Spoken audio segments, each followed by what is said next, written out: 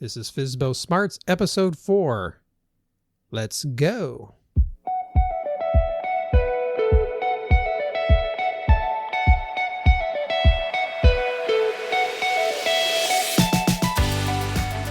Hey, this is Steve Klein with FSBO Smarts, giving you the tips and tools that we've learned along our for sale by owner journey, so you can also save thousands of dollars on your own home sale. It's June 22nd, and it's been about a couple weeks since I did the last episode recording, and I wanted to give you an update and some interesting tips that we found, or interesting facts rather. It's something that came up when we were actually at the beach, and well, I could just tell it to you right now. First of all, when we were going through our stuff at our house, and I was looking through a lot of my old stuff, like I had an old piggy bank, and we were talking the classic glass piggy banks, that the only way you could get the money out of it is to tip it upside down and shake the money out until your coins drop through the little slot. Or some people in the olden days would just take a hammer and break it open as a way to get their money out of it. And also my mom had these, I think I mentioned, these different sculpted wine decanters and beautiful pink glasswares and green glass servingware. There was a lot of really beautiful, elegant things. And when we've tried to sell them in our garage sale, they really didn't sell as much as we thought they would. So we boxed them up and kept them. Well, when we were at the beach, we went into that antique store, and I could not believe my eyes, but I saw the same exact piggy bank, the one that I had growing up. Not only that, they had those same wine decanters that my mom did, and some of the same servingware. And it was so strange to have that in an antique store. I mean, this must have been something that my mom had, and now here it was in this antique store. But here's the thing. The antique store had those same items for $12. That's right. Not $50, not $100, $12. And I'm thinking, if it was that commonplace where I could just go into a random antique store at the beach, which is about a couple hours drive from where I live, and they were there, I'm like, well, maybe they're not as special as I once thought. And this goes back to my whole point of that last episode that we talked about really valuing your time more than you value the stuff, if that makes any sense. But anyway, that was just a big eye-opener for me. But overall, the beach was a really nice and welcome retreat. It was really a nice getaway, and I knew we had planned on going there. But again, this was going back to what I was talking about earlier about making sure you plan for those times, plan for the things that you have going on in your life. Don't let the for sale by owner totally consume you, because it's not your job, right? I mean, it's a realtor's job, and you're trying to make it your job at least to the point where you can sell your own home and make those thousands of dollars so that hopefully you can go on a bigger vacation next time, right? Like taking the whole family on vacation to someplace like Hawaii or wherever you'd like to go.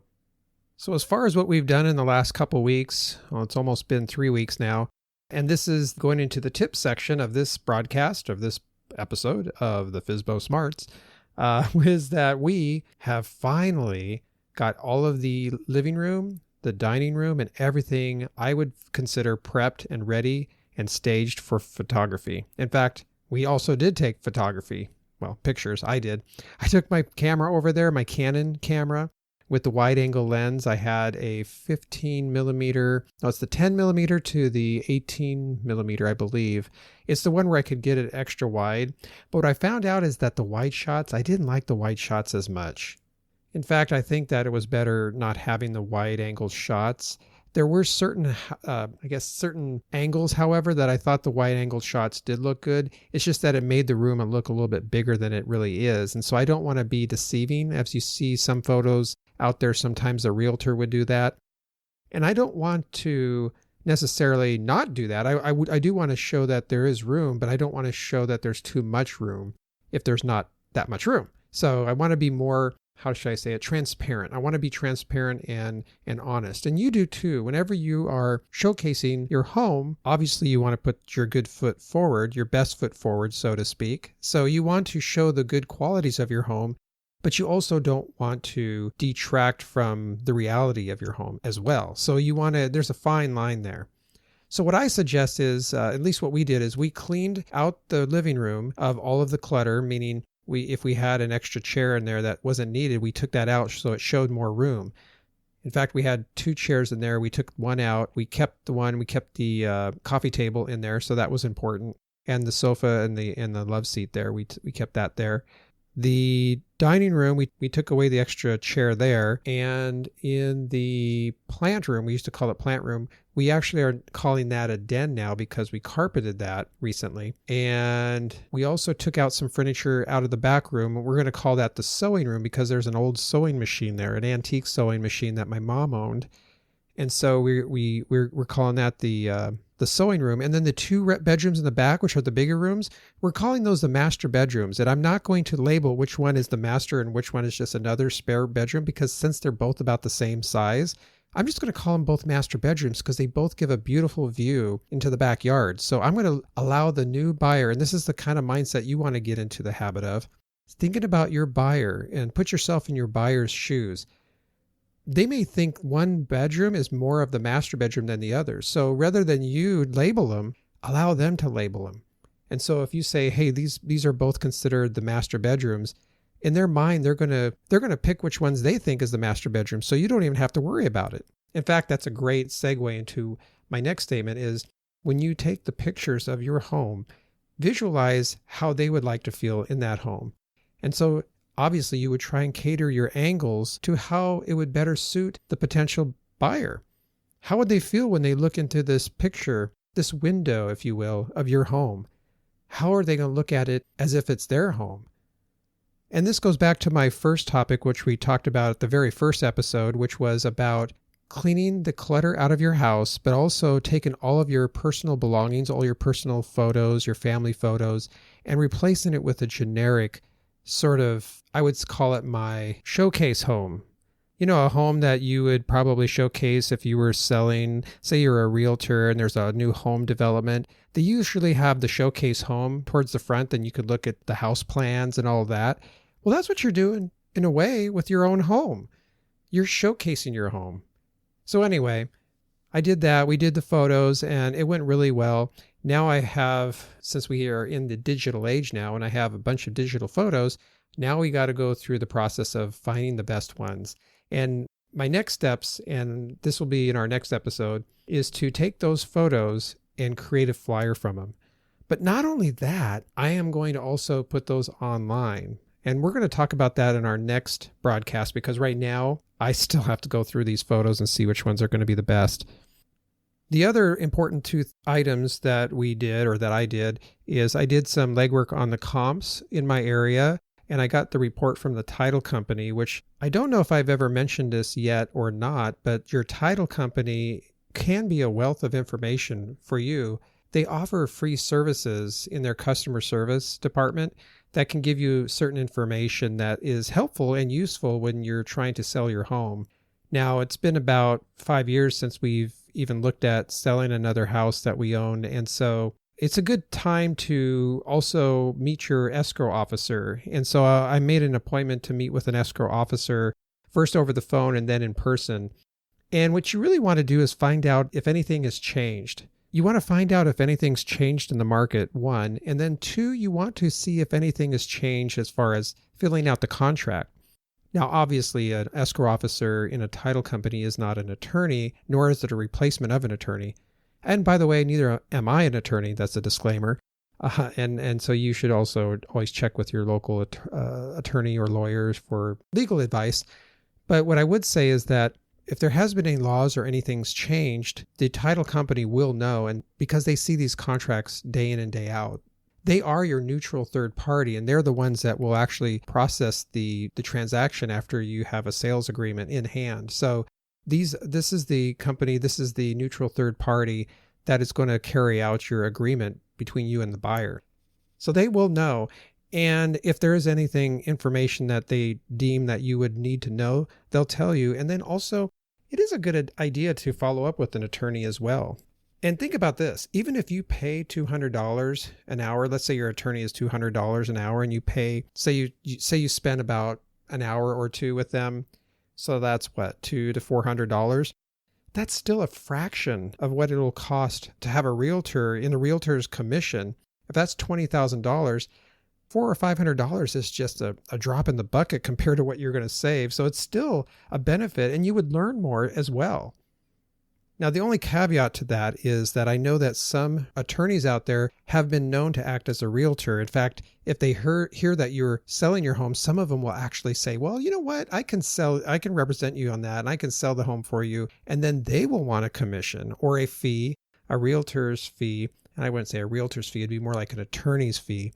So again, be careful. If you want to engage with an attorney, then just make sure that you do articulate what it is that you want to do, and make sure you spell out the ground level details of what you're asking them to do, how much that you want them to represent you, either legally or with the real estate transaction, and just be clear about it. The other thing I wanted to do was find my old contract, the contract that I did when I previously sold my home. And I did find it, which was the good thing. So I'm going through that now and just templating out a blank one. I couldn't find a blank one. That was the problem. I thought I'd bought a couple of spares the last time I sold my house, but I guess I didn't. So I'm purchasing one from the local stationery store, Stephen and Ness, and they have a template. Well, not a template, but they have two forms that I need, which is one's the earnest money agreement, and then the second one is a lead-based paint disclosure.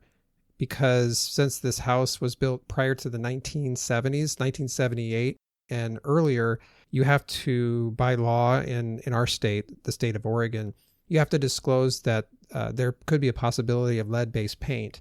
And then the forms is like, there's 3 pages of these disclosures. And I just looked them up online, and I'm supposed to be getting them in the mail they have triplicate forms. So you fill out the top part, and there's a carbon copy that makes a copy into the second and the third page. I think there's pink and then there's yellow for the copies. And then the top part, the white part, you give that to the title company when you're done. But anyway, the point was there was more forms in the disclosure than there were in the earnest money agreement. So it's like this, so much paperwork. Anyway, but we'll get into that in our next episode. But what I wanted to kind of bring to your attention is that this is something that you can get going right away. You can order these documents from a stationery store, and you don't have to create them yourself. Although you can. I mean, there's nothing saying that you couldn't create your own legal document, but I would always suggest to check with an attorney,